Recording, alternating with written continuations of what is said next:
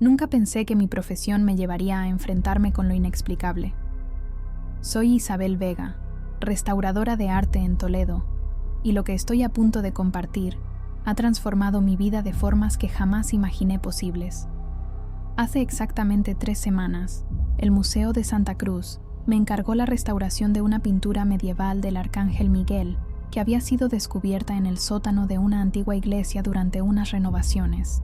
La obra estaba en condiciones deplorables, con siglos de suciedad y deterioro, pero aún así se podía apreciar la maestría de su ejecución. Desde el primer momento en que mis manos tocaron aquel lienzo, sentí algo extraño, como si una corriente eléctrica sutil recorriera mis dedos. Lo atribuí al entusiasmo profesional. Después de todo, no todos los días se tiene la oportunidad de trabajar con una pieza tan antigua y significativa. La pintura mostraba al Arcángel Miguel en una pose poco común. En lugar de estar luchando contra Satanás o sosteniendo su espada en alto, aparecía con unas enormes alas extendidas y sosteniendo una balanza. Sus ojos, a pesar del deterioro, parecían mirar directamente al observador con una intensidad perturbadora. Había algo en aquella mirada que me provocaba escalofríos, pero también una extraña fascinación que no podía explicar. Durante los primeros días de trabajo, me sumergí completamente en la restauración. Viviendo sola como lo hago, mi rutina consistía en despertar, ir al taller, trabajar en la pintura hasta tarde y regresar a mi apartamento para dormir. No tenía idea de que cada pincelada que daba para restaurar aquella imagen estaba abriendo una puerta a algo que no debería haber sido despertado. Algo que llevaba siglos esperando, observando desde el otro lado de un velo que yo, sin saberlo, estaba desgarrando. Fue en la 3ª noche cuando comenzaron los sueños. No eran pesadillas comunes. Eran tan vívidos que al despertar podía recordar cada detalle con una claridad aterradora. En ellos, el Arcángel Miguel no era el guerrero celestial de las Escrituras, sino una entidad imponente y aterradora que se cernía sobre mí, sus 6 alas extendidas creando un muro de plumas que bloqueaba toda luz. Su rostro, que en la pintura parecía sereno, en mis sueños se transformaba en una máscara de severidad implacable, con ojos que ardían como brasas y que parecían ver cada uno de mis pensamientos, cada uno de mis pecados. El aire a su alrededor parecía vibrar con un poder antiguo y terrible, y yo me sentía pequeña, insignificante, completamente expuesta ante su presencia. No podía moverme, no podía hablar, solo podía permanecer allí, paralizada por un miedo que iba más allá de lo que jamás había experimentado. En el sueño, su voz resonaba como un trueno distante mientras pronunciaba las mismas palabras una y otra vez. La virtud humana es mía para juzgar. Sus ojos, que en la pintura apenas podía distinguir, en mis sueños brillaban con un fuego sobrenatural que parecía penetrar hasta lo más profundo de mi alma. Cada noche, la misma visión, el mismo mensaje, y cada mañana despertaba empapada en sudor frío, con un dolor punzante en la espalda que no podía explicar. Al principio pensé que era estrés, que quizás estaba durmiendo en una mala posición debido a la tensión acumulada por el trabajo meticuloso de restauración. Pero el dolor era demasiado específico, demasiado localizado en 2 puntos simétricos a ambos lados de mi columna vertebral. Y lo peor era esa sensación persistente de ser observada, incluso cuando estaba sola en mi apartamento. A veces, por el rabillo del ojo, creía ver el destello de unas alas, pero al girarme no había nada allí, solo ese dolor constante y creciente en mi espalda. Fue al 5.º día cuando, al ducharme por la mañana, noté algo en mi espalda al pasar la mano. Usando 2 espejos, logré ver lo que me había estado causando tanto dolor. 2 marcas rojizas que se extendían desde mis omóplatos hacia abajo, formando un patrón inconfundible de alas.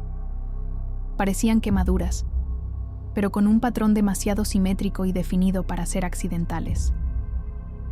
El pánico me invadió. ¿Cómo era posible? No recordaba haberme lastimado, y definitivamente no había estado cerca de nada que pudiera causar quemaduras así.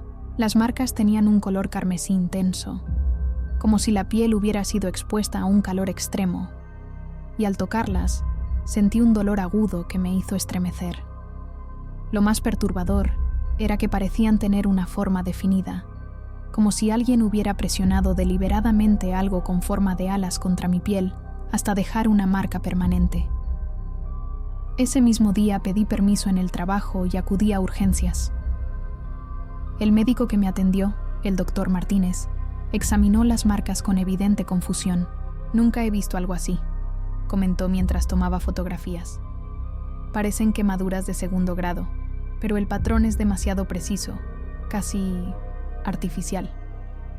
Me realizaron varias pruebas, tomaron muestras de tejido e incluso me hicieron una resonancia magnética. Nada. Médicamente, no había explicación para aquellas marcas que, según el doctor, parecían haber sido grabadas en mi piel. Vi la preocupación en sus ojos, esa mirada que los médicos ponen cuando sospechan que algo va más allá de su comprensión. Me preguntó si había estado expuesta a algún producto químico en mi trabajo de restauración, si había tenido contacto con alguna sustancia extraña. Le expliqué sobre la pintura del Arcángel Miguel, pero omití mencionar los sueños. Ya me sentía bastante vulnerable sin añadir detalles que me harían parecer una loca. Me recetaron antibióticos y una crema para las quemaduras, recomendándome regresar si empeoraba. Esa noche, el sueño fue aún más intenso. El Arcángel Miguel se acercó tanto a mí que pude sentir el calor que emanaba de su ser. Sus alas, enormes y majestuosas, se extendían hasta donde alcanzaba mi vista. Esta vez, sostenía su balanza frente a mí, y en uno de los platillos vi escenas de mi vida, momentos en los que había fallado, decisiones egoístas, palabras hirientes que había pronunciado. El otro platillo permanecía vacío, esperando. Vi el momento en que mentí a mi madre sobre dónde había estado una noche de adolescencia, cuando ignoré a un mendigo que me pedía ayuda, cuando traicioné la confianza de un amigo por avanzar en mi carrera. Cada recuerdo pesaba en la balanza, y con cada uno sentía cómo mi cuerpo se volvía más pesado, como si estuviera siendo arrastrada hacia abajo por el peso de mis propias faltas. «La virtud humana es mía para juzgar», repitió, pero esta vez añadió, «y tú, Isabel Vega, serás mi instrumento». Desperté gritando, con un dolor tan intenso en la espalda que apenas podía moverme. Al mirarme en el espejo, las marcas habían empeorado. Ahora parecían heridas abiertas, como si algo estuviera intentando abrirse paso desde dentro de mi cuerpo. Lo más aterrador fue que, al tocarlas, mis dedos quedaron manchados con un líquido que no era sangre, sino algo que olía a incienso. Era un aroma dulce y antiguo, como el que flota en las iglesias durante las ceremonias más solemnes. La sustancia era espesa y dorada, casi luminiscente bajo la luz del baño. Intenté limpiarla, pero más seguía brotando de las heridas, como si una fuente inagotable se hubiera abierto dentro de mí. El dolor era insoportable, pero más insoportable aún era el pensamiento que comenzaba a formarse en mi mente. Esto no era una enfermedad. No era algo que pudiera ser diagnosticado o tratado. Era algo más, algo que estaba más allá de la medicina y la ciencia. Aterrorizada y sin saber a quién acudir, decidí investigar por mi cuenta. Cancelé mi trabajo en la restauración alegando una emergencia familiar y me dediqué a buscar información sobre el Arcángel Miguel. La Biblioteca de Toledo tiene una extensa colección de textos religiosos antiguos y pasé días enteros sumergida en ellos. Lo que descubrí me heló la sangre. En textos apócrifos y manuscritos medievales poco conocidos, Miguel no era simplemente el guerrero que derrotó a Lucifer, era el juez de almas, el que sostenía la balanza para pesar las virtudes y pecados de los humanos.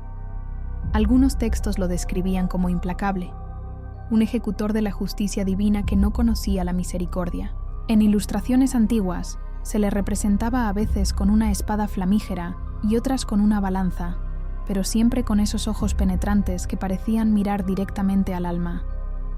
Y en algunos de los textos más oscuros se hablaba de sus marcados, humanos que llevaban su sello y que servían como sus ojos y manos en la tierra. Un manuscrito en particular, escrito por un monje del siglo XII, describía a Miguel como el recolector de almas fallidas. Según este texto, el arcángel no solo juzgaba a los muertos, sino que también ponía a prueba a los vivos, marcando a aquellos que consideraba dignos de ser instrumentos de la justicia divina. Estos elegidos desarrollaban estigmas en forma de alas y experimentaban visiones del juicio final. El texto mencionaba que estos marcados eventualmente se convertían en extensiones del propio arcángel en la tierra, ejecutando su voluntad de formas que el autor no se atrevía a describir.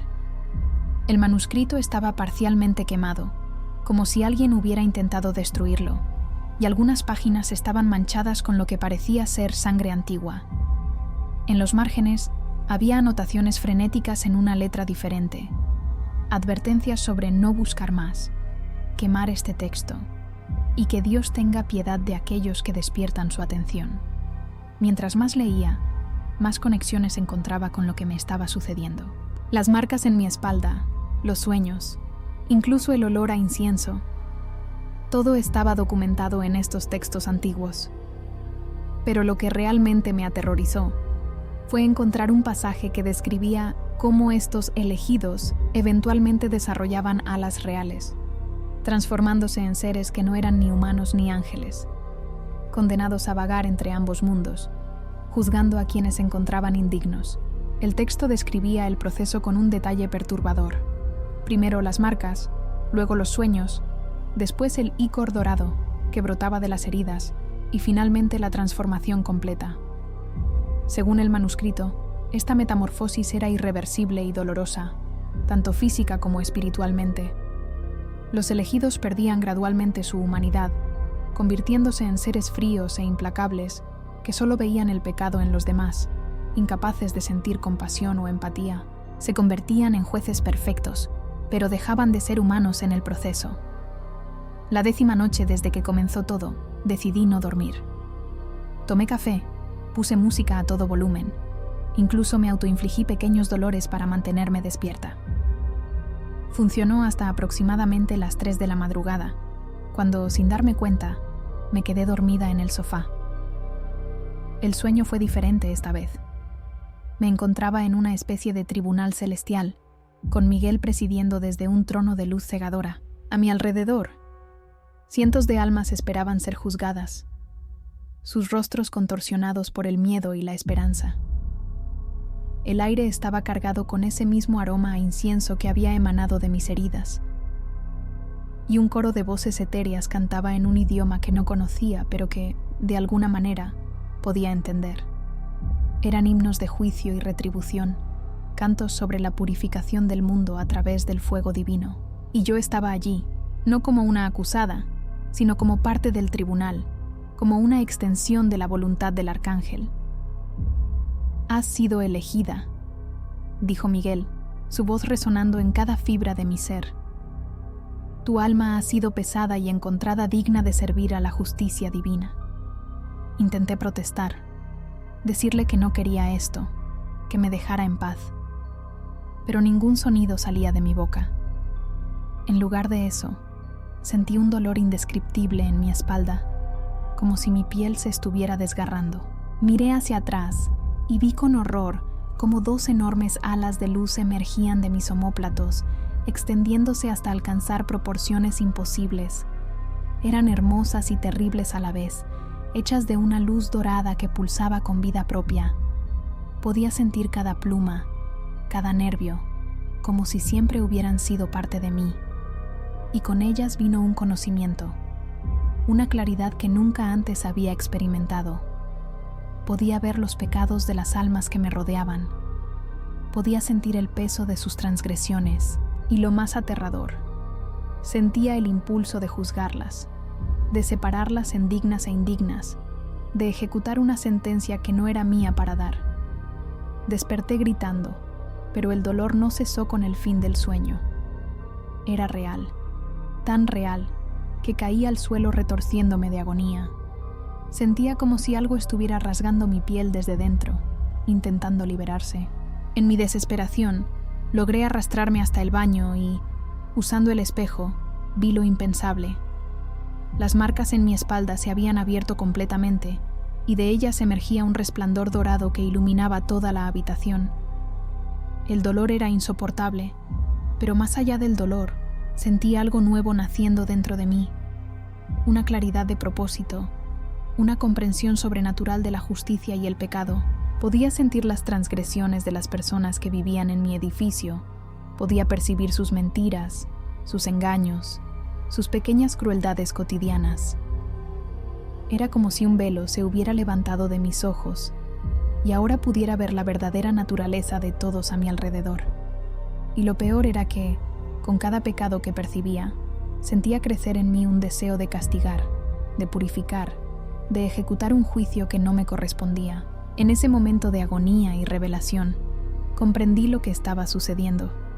No era una víctima, era una elegida. El arcángel Miguel me había escogido para ser su instrumento en la tierra, para juzgar a aquellos cuyas almas estaban manchadas por el pecado. La pintura que había estado restaurando no era simplemente una obra de arte, era un conducto, un portal a través del cual Miguel había encontrado su camino hasta mí. Recordé los detalles de la restauración, cómo había limpiado cuidadosamente siglos de suciedad para revelar los colores originales, cómo había reparado pequeñas grietas y desperfectos. Con cada capa que eliminaba, con cada imperfección que corregía, había estado fortaleciendo la conexión entre este mundo y lo que sea que existiera al otro lado. La pintura no era solo una representación del arcángel, era una ventana, un ancla que lo mantenía conectado a nuestro mundo, y yo, en mi ignorancia, había abierto esa ventana de par en par. Los días siguientes fueron un borrón de descubrimientos y transformaciones. Las marcas en mi espalda ya no dolían. En su lugar, sentía una extraña energía emanando de ellas.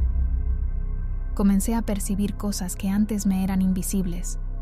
Podía ver el aura de las personas, distinguir la luz o la oscuridad en sus almas, y lo más perturbador, sentía un impulso irresistible de juzgarlas, de pesar sus virtudes contra sus pecados.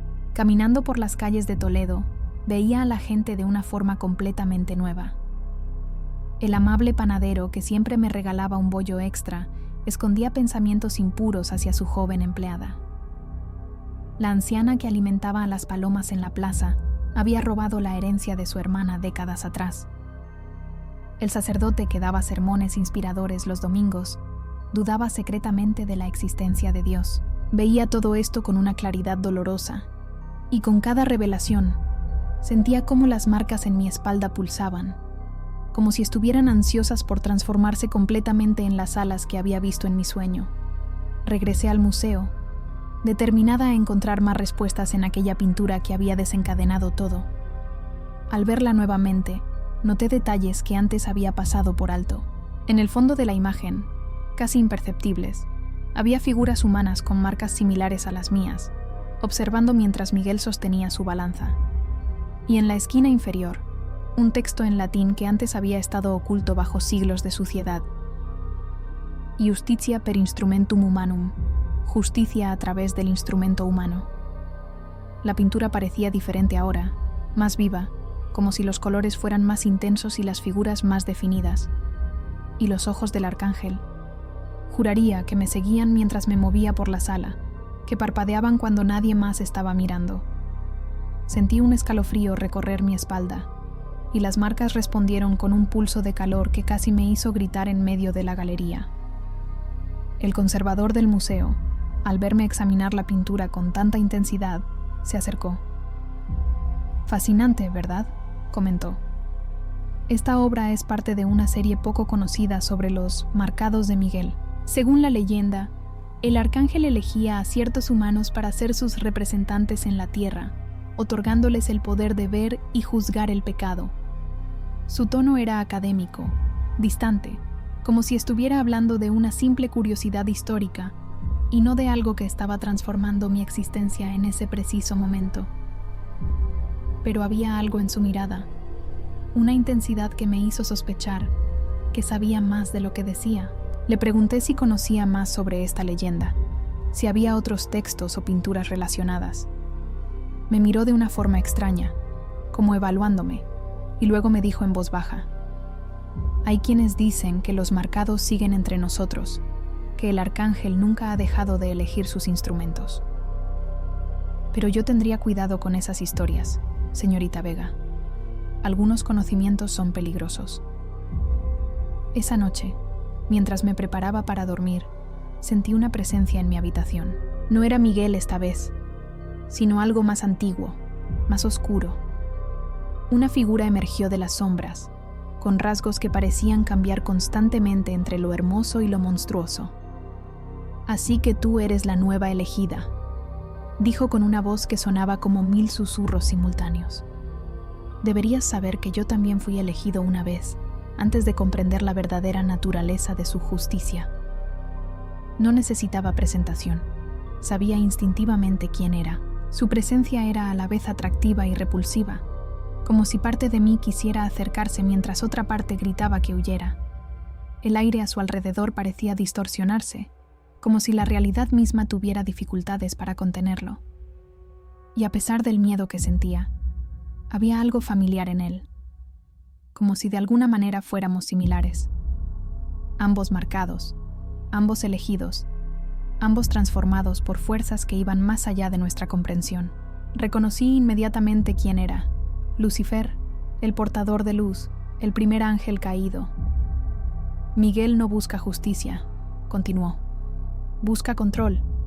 Sus elegidos no son más que peones en una guerra cósmica que lleva eones librándose. Te está transformando en un arma, no en un juez. Sus palabras resonaron con una verdad inquietante que no podía ignorar. ¿Y si todo esto no era divino, sino una manipulación? ¿Y si estaba siendo utilizada para propósitos que iban más allá de mi comprensión?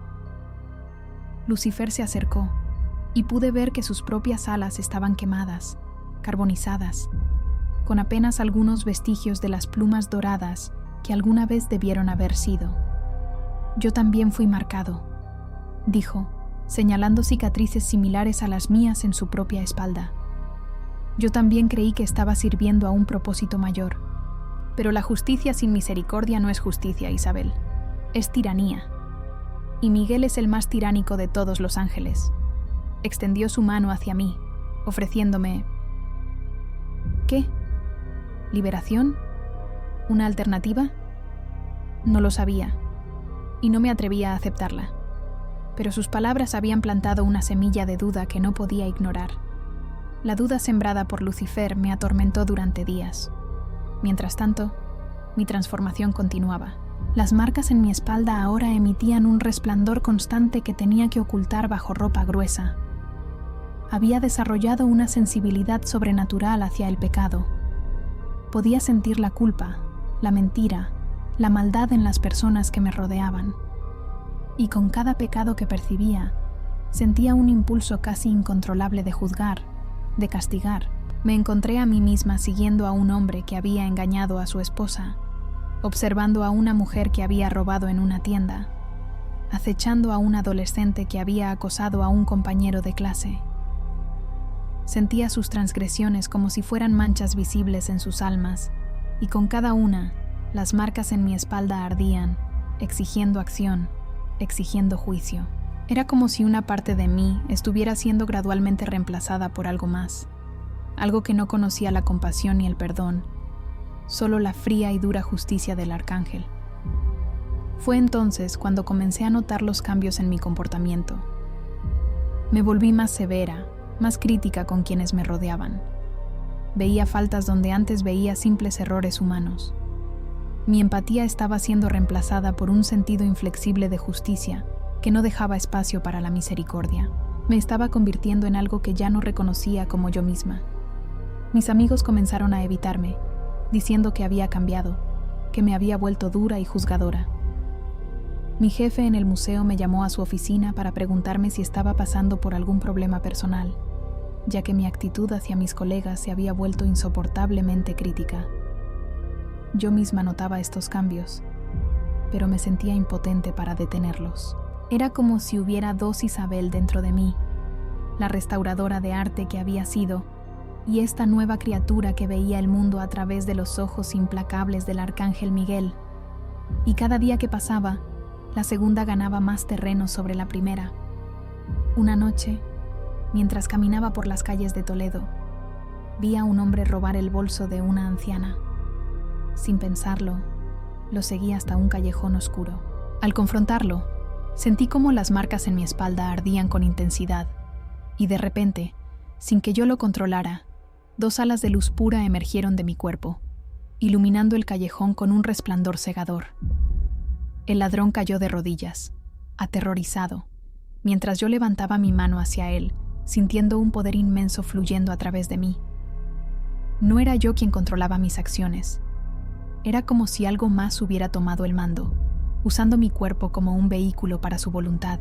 Sentí cómo las palabras se formaban en mi garganta, palabras que no eran mías, pero que surgían de lo más profundo de mi ser, como si hubieran estado esperando este momento desde el principio de los tiempos. Eran palabras de juicio, de condena, palabras que tenían el poder de separar el alma del cuerpo.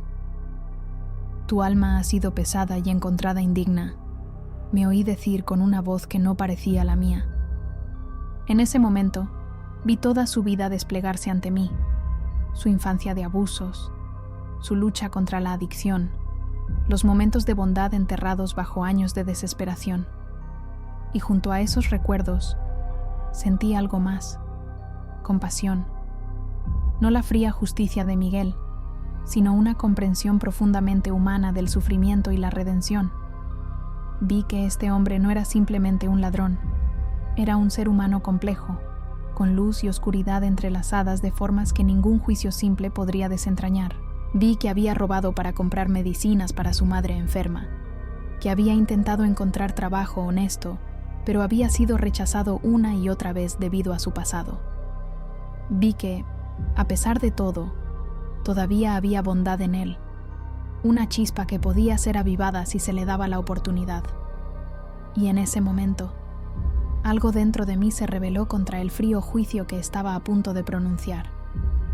En ese instante crucial, tomé una decisión. No sería un instrumento de juicio sin misericordia.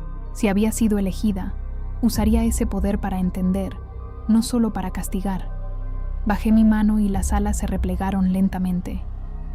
Vete, le dije al hombre, y busca ayuda, aún hay luz en ti. Él se levantó, temblando, y huyó del callejón, pero no antes de devolver el bolso que había robado. Sentí un dolor agudo en mi espalda, como si las marcas estuvieran protestando por mi acto de misericordia. Pero también sentí algo más, un sentido de autonomía, de elección. Tal vez había sido elegida, pero eso no significaba que tuviera que convertirme en un instrumento ciego. Tal vez había un propósito mayor en mi elección, uno que incluso el propio Miguel no había previsto. Tal vez la verdadera prueba no era si podía juzgar, sino si podía trascender el juicio y encontrar la compasión incluso en los casos más difíciles. Esa noche, Miguel apareció en mis sueños, su rostro contorsionado por la ira. «Has fallado en tu propósito», tronó. «La justicia debe ser implacable». Pero por primera vez, no sentí miedo ante su presencia. «La justicia sin misericordia no es justicia», respondí.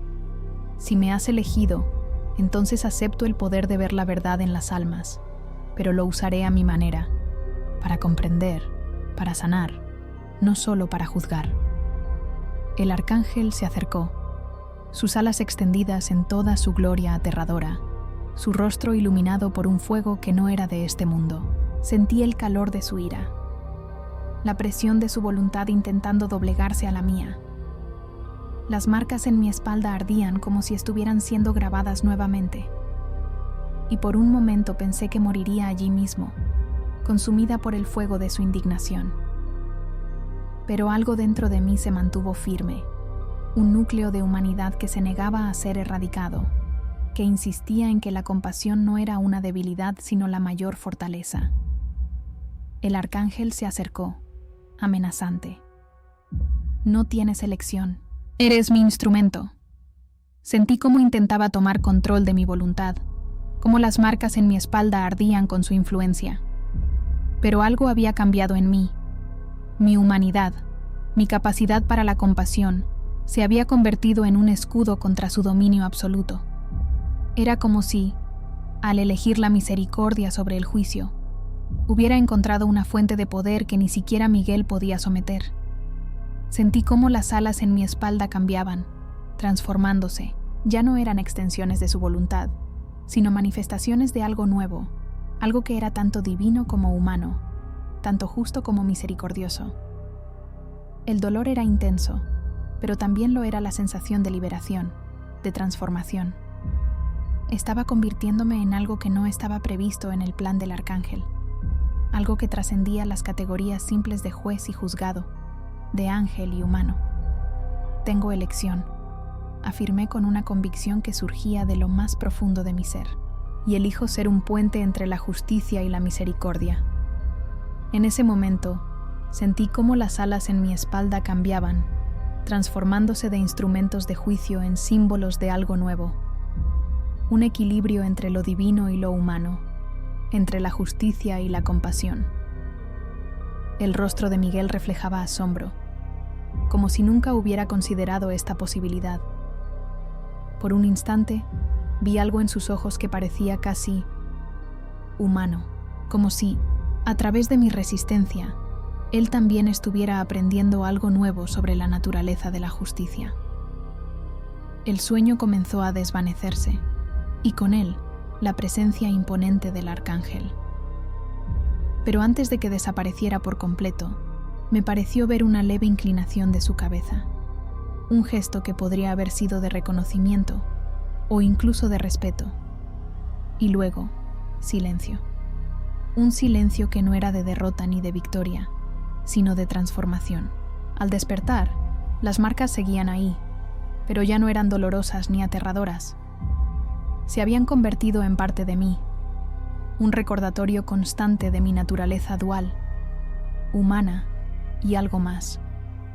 Comprendí que mi encuentro con la pintura del arcángel Miguel no había sido casualidad. Había sido el comienzo de un camino que ahora debía recorrer, no como un instrumento ciego de la justicia divina, sino como un ser que podía ver más allá de las apariencias, hasta la verdadera naturaleza de las almas. Las marcas ya no sangraban ese extraño líquido dorado. Ahora emitían un suave resplandor que podía controlar a voluntad. Y las alas, podía sentirlas ahí, justo bajo la superficie de mi piel, listas para manifestarse cuando las necesitara, pero ya no exigían emerger para castigar. Ahora esperaban pacientemente, herramientas de discernimiento más que de juicio. Miré mi reflejo en el espejo y vi a una Isabel diferente, una que había sido transformada pero no consumida, una que había encontrado una forma de integrar lo divino sin perder su humanidad. Hoy, mientras escribo esto, han pasado 3 meses desde aquella primera noche de pesadillas. Sigo restaurando arte en Toledo, pero mi verdadero trabajo ocurre en las sombras, en los momentos en que mis alas se despliegan para aquellos que necesitan ser vistos realmente, no juzgados. He aprendido a controlar mi transformación, a utilizarla para ayudar en lugar de castigar. Cuando veo a alguien atrapado en la oscuridad de sus propias acciones, no lo condeno. En cambio, le muestro la totalidad de su ser, tanto la luz como la sombra. Les ayudo a ver que no son solo sus pecados, que hay redención posible incluso en los momentos más oscuros. Y a veces, cuando encuentro a alguien verdaderamente perdido en la maldad, alguien que ha elegido conscientemente causar sufrimiento, entonces, y solo entonces, permito que la justicia del arcángel fluya a través de mí. Pero incluso entonces, siempre dejo espacio para el arrepentimiento, para la transformación, porque he aprendido que la verdadera justicia no es estática, es un proceso, un camino hacia la redención. A veces, en mis sueños, aún veo a Miguel observándome, esperando que falle, que sucumba a la tentación de un juicio sin misericordia. Y en ocasiones, también veo a Lucifer, recordándome que incluso los ángeles pueden equivocarse en su interpretación de la voluntad divina. Me mantengo en el medio, en ese espacio precario entre la luz y la oscuridad, la justicia y la compasión. Pero algo está cambiando. Las marcas en mi espalda han comenzado a evolucionar. formando patrones que no reconozco, símbolos complejos que parecen tener vida propia. Cada mañana descubro nuevas líneas, nuevos trazos que se entrelazan, formando lo que parece ser algún tipo de escritura antigua. He intentado fotografiarlos, pero las imágenes siempre salen borrosas, como si estos símbolos existieran en un plano que la tecnología no puede capturar completamente. Lo más perturbador es que, a veces, siento que estos símbolos están tratando de comunicarme algo, un mensaje que aún no puedo descifrar. Las marcas en mi espalda son mi recordatorio constante de que todos llevamos algo divino dentro de nosotros y que nuestra humanidad no es una debilidad a superar, sino un don que nos permite comprender el verdadero significado de la justicia. Pero ahora, estos nuevos símbolos me hacen cuestionar todo lo que creía saber. Desesperada por respuestas, decidí buscar ayuda en la Catedral de Toledo. Había escuchado rumores sobre un viejo sacerdote, el padre Alonso, un erudito en textos antiguos que vivía recluido en una pequeña habitación en la parte más antigua del edificio.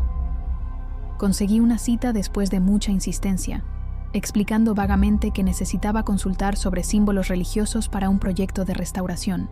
Cuando finalmente me recibió en su desordenado estudio, lleno de libros antiguos y manuscritos amarillentos, le mostré dibujos de los símbolos en mi espalda. Su reacción fue inmediata y aterradora. El color abandonó su rostro y el vaso que sostenía se estrelló contra el suelo. «Enoquiano», susurró con voz temblorosa. «La lengua de los ángeles. ¿Dónde has visto estos símbolos?» Lo único que sé con certeza es que cada noche, cuando las marcas en mi espalda comienzan a brillar y siento el peso de las almas a mi alrededor, elijo recordar que antes de ser un instrumento de juicio, soy un ser humano capaz de compasión. Pero la conversación con el padre Alonso ha sembrado una duda terrible en mi mente. Después de su reacción inicial, el anciano sacerdote cerró la puerta con llave y bajó las persianas. Con manos temblorosas, extrajo de un compartimento secreto en el suelo un pequeño cofre de madera. «Lo que voy a mostrarte», dijo, «es conocimiento prohibido. La Iglesia ha ocultado esto durante siglos». Dentro del cofre había fragmentos de pergaminos antiguos, escritos en la misma lengua extraña que ahora marcaba mi piel. Estos son fragmentos de los manuscritos de Enoc, textos apócrifos que la Iglesia ha suprimido activamente. Hablan de la verdadera naturaleza de los arcángeles, especialmente de Miguel. El padre Alonso tradujo algunos pasajes, y cada palabra era como un puñal en mi corazón. Según estos textos, Miguel no expulsó a Lucifer del cielo por rebelión, sino porque Lucifer había descubierto una terrible verdad. Los arcángeles no eran protectores de la humanidad, sino parásitos que se alimentaban del sufrimiento humano, utilizando conceptos como virtud y pecado como excusas para torturar almas. Si alguna vez ven a una mujer en Toledo con una mirada demasiado penetrante y una extraña luz que parece emanar de su ser, no teman. No he venido a juzgar, sino a comprender, porque he aprendido que incluso los ángeles pueden esconder terribles secretos, y que a veces lo que creemos divino puede ser la más oscura de las manipulaciones. El padre Alonso me explicó que los marcados como yo no éramos elegidos para dispensar justicia, sino para servir como conductos, canales a través de los cuales los arcángeles podían alimentarse más eficientemente del sufrimiento humano. Cada juicio que emites, cada alma que condenas, alimenta a Miguel, me dijo con ojos llenos de compasión y miedo. Por eso te permite mostrar misericordia ocasionalmente, no porque valore la compasión, sino porque la esperanza seguida de desesperación produce un sufrimiento más intenso, un alimento más rico.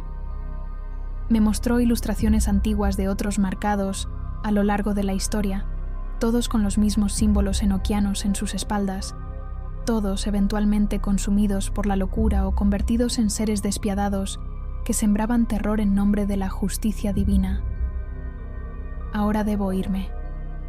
Las marcas en mi espalda comienzan a brillar, llamándome a otro lugar donde alguien necesita ser visto, realmente visto, con ojos que pueden percibir tanto la oscuridad como la luz en su alma.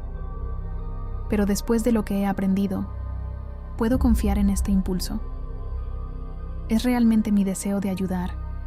¿O es Miguel manipulándome para sus propios fines? El padre Alonso me hizo prometer que regresaría al día siguiente.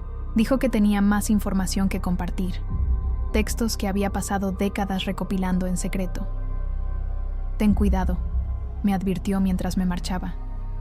Él estará vigilando, siempre está vigilando. Esa noche no pude dormir. Los símbolos en mi espalda ardían como nunca antes, y cada vez que cerraba los ojos, veía a Miguel observándome desde la distancia, con una sonrisa que no llegaba a sus ojos. Una sonrisa depredadora, la sonrisa de alguien que sabe que su presa está acorralada. Intenté contactar al padre Alonso a la mañana siguiente, pero no respondió a mis llamadas. Con un presentimiento terrible, me dirigí a la catedral, porque al final, quizás esa sea la verdadera naturaleza de los ángeles, no seres de luz y justicia, sino depredadores antiguos que han perfeccionado el arte del engaño. Y mientras las alas en mi espalda se despliegan una vez más, me pregunto, ¿quién está realmente juzgando a quién? La noticia me golpeó como un puñetazo en el estómago. El padre Alonso había sido encontrado muerto en su estudio esa mañana. Cuando logré colarme en la catedral, escuché a los policías describir la escena. Le habían arrancado los ojos, y en su pecho estaba tallada una única palabra: vigia. Sentí náuseas al recordar las últimas palabras del anciano. Él estará vigilando. Uno de los detectives me miró con sospecha cuando me vio merodeando. Más tarde, escuché que estaban buscando a una mujer que había visitado al padre el día anterior, la última persona que lo vio con vida. Me estaban buscando a mí. Esa noche, mientras me escondía en mi apartamento con las cortinas cerradas y el corazón latiendo desbocado, vi a Miguel de nuevo en mis sueños, pero esta vez no había pretensión de justicia o virtud. Su sonrisa era la de un depredador satisfecho, y en sus manos sostenía dos objetos que reconocí con horror: los ojos del padre Alonso, aún mirando con terror eterno.